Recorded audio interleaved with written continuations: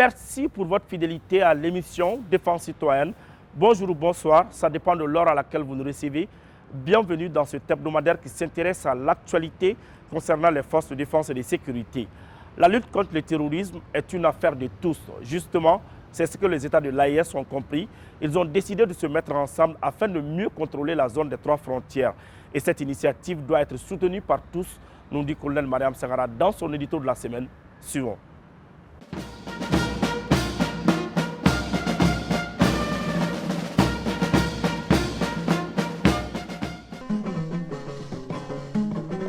Donongora kafira sanga bonana ulu bisame ningara jayo dolinye ha chefali ibora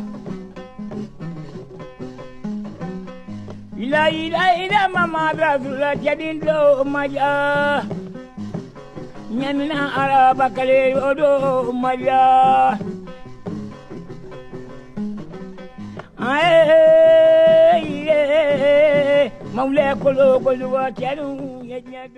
Si l'AES échoue, c'est tout le continent qui va de nouveau se déséquilibrer. Ces propos de Corinne Jeanne El Atagan est un cri de cœur d'une panafricaniste. Cette réflexion synonyme d'un avertissement donne appui et force aux peuples africains qui ont la soif d'être libres des injustices géostratégiques. Ce dont l'Afrique a le plus besoin en ces temps-ci, c'est l'unité. Avec l'union, l'espoir renaît. À l'heure de la Renaissance, la diaspora et les afro-descendants occuperont une place de choix. Plus avertis et 2 fois victimes, ils seront désormais la colonne vertébrale du continent noir. Déjà, on peut acter qu'une nouvelle ère de l'histoire africaine contemporaine renaît avec ces rencontres de Bamako. Les participants ont apprécié et salué l'effort inlassable des femmes de la belle manière. Le célèbre panafricaniste Banda Kani place l'armée malienne au point culminant du continent. Pour lui, la puissance de l'armée malienne est à l'échelle d'une armée panafricaine. Qui dit mieux? Évidemment, notre armée repose sur une expérience solide de plusieurs décennies. Elle s'est construite sur un autel de tragédie et de trahison des partenaires dominants. D'un constat amer à la gloire, l'armée malienne constitue aujourd'hui le fondement d'une armée africaine, fière dans le Sahel, coopérant avec ses frères au sein de l'AES. Voilà le réveil africain, un élan de sursaut continental qui permettra aux Africains de se retrouver pour le salut de l'Afrique. Pour les panafricains et afro-descendants, l'heure a sonné pour l'Afrique. Nous sommes un peuple de résistance, un peuple de combattants. À partir du Mali, dixit les participants, l'Afrique se redessine au détriment de la conférence de Berlin. Une conférence de tous les malheurs du continent africain. Le Mali, au nom du continent africain, sonne le glas. Halte à la servitude et bonjour l'Afrique puissante. Bato majarani mari basri dango ba atarida Bato majarani tamade indri jagoro atarida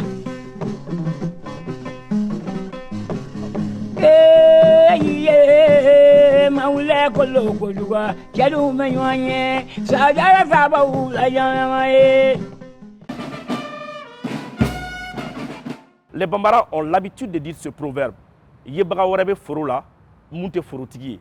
Ce proverbe, nous l'avons confirmé lors de la conférence régionale de l'Afrique de l'Ouest en prélude au 9e congrès des panafricanistes. Sur place, on s'est rendu compte que l'armée malienne est prise pour modèle. Pour certains, elle est la meilleure armée de l'Afrique. Et sa renommée va au-delà même de l'international. Il était présent à cette conférence des éminents chercheurs, des représentants de la Banque mondiale, des Africains qui interviennent même dans les universités américaines. Je vous invite à écouter les réactions de quelques-uns sur l'armée malienne. Suivons. On a vu une mutation, une transformation extraordinaire, quasi miraculeuse, d'une armée qui est partie d'une situation d'impuissance à une situation de puissance. Et de monter en puissance. C'est 2 choses différentes. Ce qui suppose une configuration de menaces à gérer. à définir et à cibler militairement. Alors ça suppose une maîtrise de la géopolitique et de la géostratégie mondiale et de l'organisation de forces, n'est-ce pas, qui en face agissent sur un double plan asymétrique et sur un plan apparemment conventionnel. Donc c'était un défi extraordinaire. Alors l'Afrique est fière de l'armée malienne parce que c'est la preuve de ce que le patriotisme peut produire. C'est la démonstration que les militaires africains sont capables d'affronter et de gérer les menaces globales. C'est la preuve que des dirigeants éclairés, patriotes, peuvent lever une armée, n'est-ce pas, sur la base de pratiquement rien, lever une armée et hisser cette armée au niveau des enjeux globaux. Aujourd'hui, l'armée malienne, c'est une armée qui a une épaisseur globale. Ce n'est même plus seulement local, parce que les forces que nous affrontons, que l'armée malienne affronte, sont des forces locales de nom. Ce sont des forces asymétriques qui sont encadrées, gérées, financées, encadrées par les puissances militaires globales, par les puissances globales. Donc c'est une armée aujourd'hui qui a dimensionné son action au niveau de cette menace-là. Donc cette montée à puissance, évidemment, la preuve, c'est la sécurisation de pratiquement tout le territoire, avec la capacité de l'armée à se projeter dans toute l'étendue du territoire et surtout dans les zones, les zones les plus dangereuses. Si on doit apprécier une armée, avec quels critères va-t-on l'apprécier? Si ce n'est pas ces critères-là, de partir d'une situation où le territoire est occupé à 80%, pour libérer le territoire pratiquement, avec des forces, comme je l'ai dit, de la dimension que nous avons tous connue. Donc, c'est une armée panafricaniste. C'est nouveau. C'est-à-dire qu'on a eu des armées classiques, des armées qui étaient néocoloniales, des armées qui étaient configurées pour ne pas affronter, pour ne pas défendre le pays, pour ne pas prendre en charge la souveraineté du pays, pour ne pas prendre en charge l'intérêt du pays. Alors ils les appelaient souvent, ces occidentaux, quand ils voulaient se moquer de nous, les armées d'opérette. J'ai vu des journaux, soi-disant des journaux panafricains internationaux, basés à Paris, pour ne pas les citer, les faire de la publicité, mais qui ont écrit avec des éditorialistes connus, des petits racistes, qui ont dit armée malienne, armée d'opérette. J'ai lu ça dans le journal que tout le monde connaît, qui prétend parler au nom de l'Afrique, était à Paris. Donc quand ils sont dans un parlant, dont par l'argent, ils écrivent n'importe quoi. Ils ont dit armée d'opérette. Moi je dis, ils peuvent le dire. Allez lire leurs écrits aujourd'hui.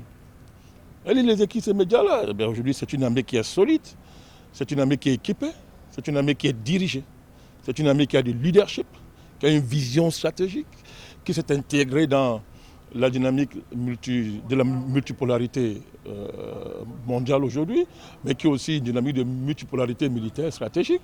Cette armée a épousé tous, n'est-ce pas, ces enjeux nouveaux qui s'imposent aux militaires. Nous sommes fiers de l'armée malienne, nous les panafricanistes, on se reconnaît totalement dans cette armée. Donc, la vision militaire du XXIe siècle, pour nous les panafricanistes, est inséparable d'une étude du cas de la mutation de l'armée malienne. C'est aujourd'hui un cas d'école pour les autres armées africaines du moment et puis à venir. Il est très important de préciser que l'Alliance des pays du Sahel a apporté à tous les Africains, je dis bien tous les Africains qui sont portés par la cause africaine, un élan de sursaut, une fierté, une dignité. Nous avons réalisé bien évidemment, et comme tous les membres de la société africaine, que les pays n'avançaient pas comme ils le devraient. Et on se demandait qu'est-ce qu'on pouvait faire. On avait très peur quand on s'est rendu compte de la situation qu'il y avait sur le terrain.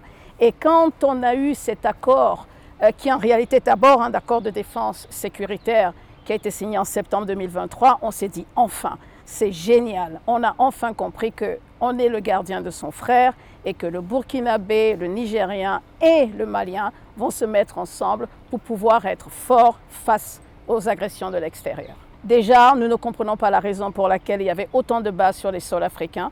Nous ne comprenons toujours pas pourquoi les forces impérialistes ressentent le besoin de se retrouver sur les sols africains. C'est bien évidemment la meilleure décision qui a été prise était qu'ils quittent le sol malien le plus tôt possible, que ce soit eux, que ce soit la MINUSMA ou toute forme d'organisation qui ne sera pas là et qui ne participerait pas à des intérêts gagnant-gagnant avec les pays africains doivent partir. Alors en tant que membre de la diaspora, c'est très important que notre organisation soit là pour faire comprendre au monde entier et à tous les peuples de résistance que ce qui se passe au Sahel est injuste, que ce climat d'insécurité doit cesser et qu'on doit tous se mettre debout, tous en avant, pour pouvoir apporter nos efforts. On dit en anglais emotional break, on n'attendait que ça. Pour les panafricains que nous sommes, rencontrer ce grand homme est pour nous une bénédiction divine.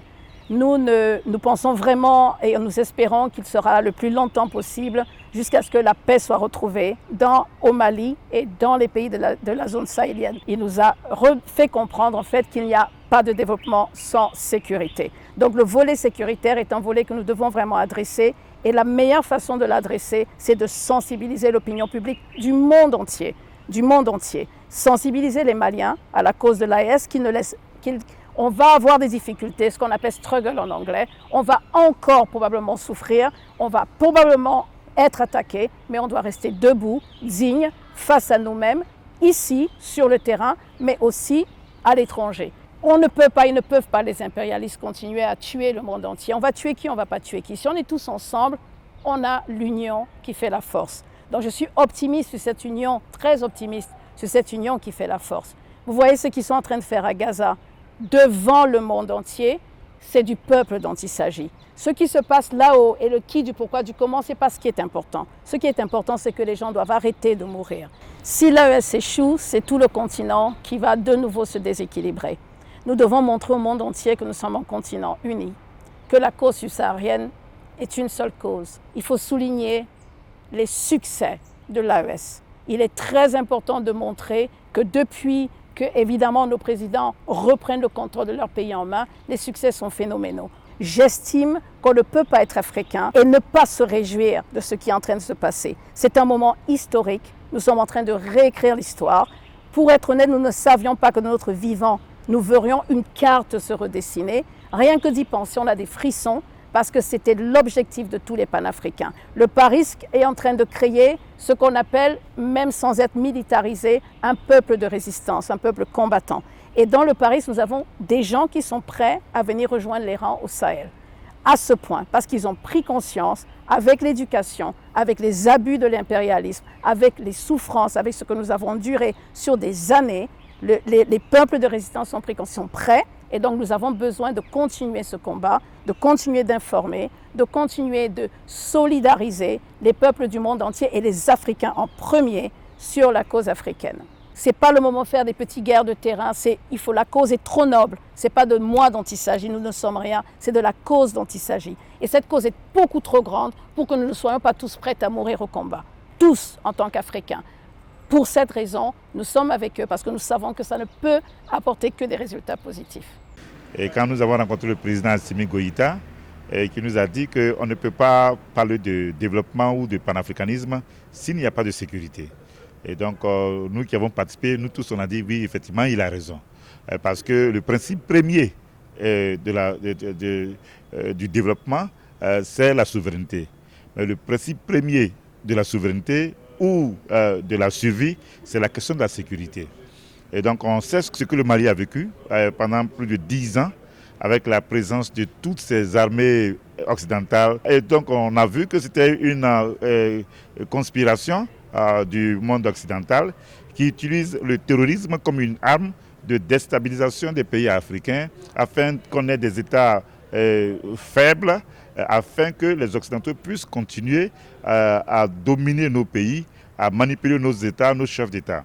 Et j'ai été fier, comme des millions d'Africains et des peuples de descendance africaine, de voir que le Mali est en train de retrouver sa sécurité et sa souveraineté sécuritaire. C'est ça le plus important. Et si quelqu'un n'a pas les moyens de prendre des décisions en matière de sécurité, qu'il confie sa santé et sa sécurité à autrui, qui n'a pas forcément les intérêts de son peuple à cœur, donc tu te fragilises par rapport au fait que tu es dans les mains de ces intérêts qui vont te manipuler à leur souhait.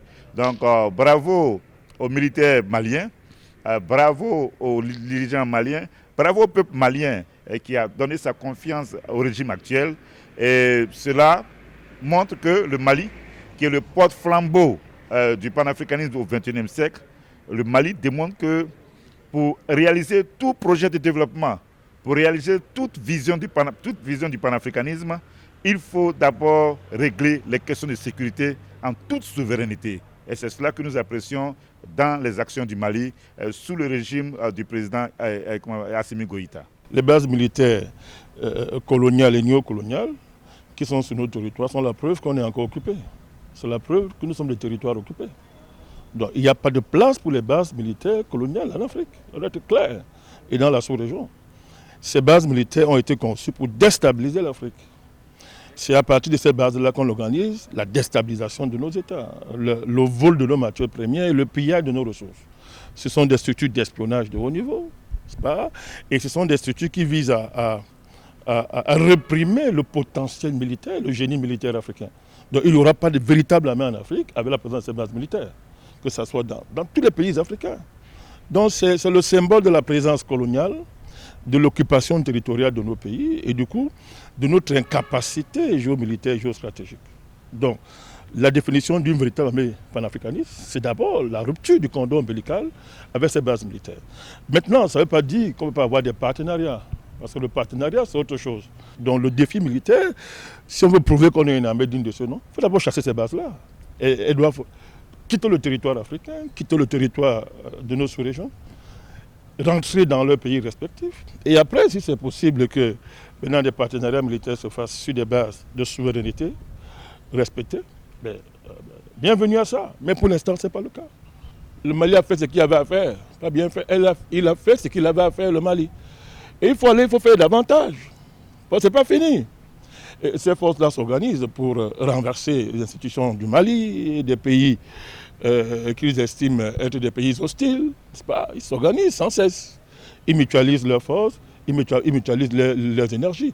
Donc le Mali doit continuer à monter en puissance, n'est-ce pas? À maîtriser toutes les opérationnalités, n'est-ce pas, qui sont liées, que ce soit sur le plan logistique, sur le plan de la pensée stratégique, sur le plan de l'opérationnalité des forces sur le terrain. Il faut continuer à développer ça, à amplifier la montée en puissance. L'ancienne puissance colonisatrice fera tout pour revenir au Mali. Elle usera de tous les moyens pour déstabiliser notre pays. C'est à nous de rester vigilants, nous dit le colonel-major à la retraite Ousmane Edmond Korongo. Suivant. On a beaucoup d'ennemis, on doit veiller. On a beaucoup d'ennemis, on doit être solide. On a beaucoup d'ennemis, on doit être solidaire. On doit être engagé pour lutter contre ces fléaux. Il y a des militaires qui ne voient pas leur famille pendant 1 année, 2 ans. Ils reviennent pour 2 semaines, ils retournent. Que la population sache que nos militaires sont là pour leur intérêt. Collaborez avec eux. Donnez-leur des renseignements. Si vous avez des renseignements, allez leur dire « Ah, un tel, on a vu un tel étranger ». Pour cela, donc, il faut collaborer avec les élus locaux. Les élus locaux, c'est quoi? C'est les maires, c'est les chefs de village, c'est les conseillers, les plus proches de la population. Il faut partir à eux par des actions civilo-militaires. L'armée à elle seule ne peut pas éradiquer la structure. Mais avec le concours de tout le monde, nous allons vaincre. Parce que ce n'est pas au-dessus de nos moyens. On n'a jamais été équipé de la sorte. Nous, on a combattu dans les temps, pendant des journées entières. On n'a jamais compté sur l'aviation qui viendra nous secourir. Non, on se battait jusqu'à rupture. Les autorités ont mis des moyens colossaux pour équiper l'armée à tous les niveaux. L'armée est issue du peuple, encourageons-les, protégeons-les par des renseignements, par de la collaboration franche. Il a été blessé lors de l'attaque de la mairie de Gao en 2013. En 2014, son véhicule a sauté sur une mine. Mais le lieutenant-colonel Amadou Temeli continue toujours de servir son pays. Aujourd'hui, il nous raconte ce qu'il a vécu en janvier 2012 à Ménaka. Suivant pour plus de détails. Attaqué d'Amenana, on fait Ménaka le 17 janvier 2012 à 6h. Attaqué d'Amenana Chokodi. Il y a des Akali Nakamoko, d'une fanfare là, à quelques kilomètres du camp des gardes. C'est un pilonné. Donc, on défend, on s'est défendu. Donc, il y a 7 commets commandé par le colonel Kalouga. À son temps, il était capitaine. Moi, j'étais des blindés. Berdem Koumine Boulot. Bon, Berdem, ça va de Kondo. Berdem, là, le défensif là. kelen de kun bɛ se ka boli donc kelen mun bɛ se ka boli o de kun bɛ se ka kɛ la offensive la donc ne ni Kalo ka farala ɲɔgɔn kan an kunda mɔgɔ ninnu kan an y'a essayer ka échange tir kɛ o kɔni o ye k'an kɔni pilonner et après n jɛnsɛra le colonel Sadio o tora ka k'an kɔnɔ ka ne garde kɔnɔ yen donc ne nana position ta gendarmerie BT kɔnɔ Kalo ka taara Dilmani sortie la ale ni André Bougan compagnie 4 ou 5 ɲɔgɔn nana deux compagnies de commando parachutistes, 2 compagnies du camp de Gao et une compagnie d'amis commandée par le feu commandant Karminyang et Kelemassa. Olu nana an bɛɛ fara ɲɔgɔn kan yen donc an taara position ta din sanfɛ Kandegari kɔnɔ an ni Sadio an bɛɛ kun bɛ yen donc an ye combat planifié cogo di après le renseignement on a bien qu'à à quelques kilomètres de notre position. Donc, on est bien franchement, commandé par le colonel DJ même, on a changé tout au bout là. Donc, après, on a classé la position taillée. Une semaine après, comment on a voulu qu'on a répliqué à Gao. Donc, on a Gao, c'est ça, on a régiment pour attaquer Kandé. Donc, Mairie a attaqué maintenant en 2013. Mairie a attaqué la Mberdjan Gao Kanda là. Ni commandant Karmini, Diallo Karmin Daou, on a dit Mberdjan Kofé. Qui s'est allé sur la Sina. Donc, il a essayé qu'à Fumba fait quoi. Car ça m'a oublié qu'il s'est allé sur la Sina. Donc, on a renflé le traitement infirmerie là. Alors, bon, l'ingénieur de Dunanga, bon. Mais elle fait des 10 000 non. Bon, il y a un demi. Mais il y a un demi. Donc, nous avons reconnaître là quoi, 2014. Ah oui, oui. C'est un plan de bâton mission commandé de la Gao, Kata Menaka. C'est un Diliman, Moli à la mine sans fait. Donc, Moli à la mine sans fait, une 5 Carla Kabala pour me faire dans le boulot, faire dans le boulot. Yeah. Pour nous, donc, le fixateur de doigts là. Bon, il y a une partie ouverte. Bon, c'est juste là, habiton et 10 000 là toujours. 10 000 là toujours. Et nous avons jusqu'à présent un fragment de bin qu'on a libi. Parce que. Mini fragment. Voilà, mini fragment bah qu'on a. Oui, à fond, il y a un effet comme moi. Moi, il y a un fond, mais allez, 10 000 balles fan.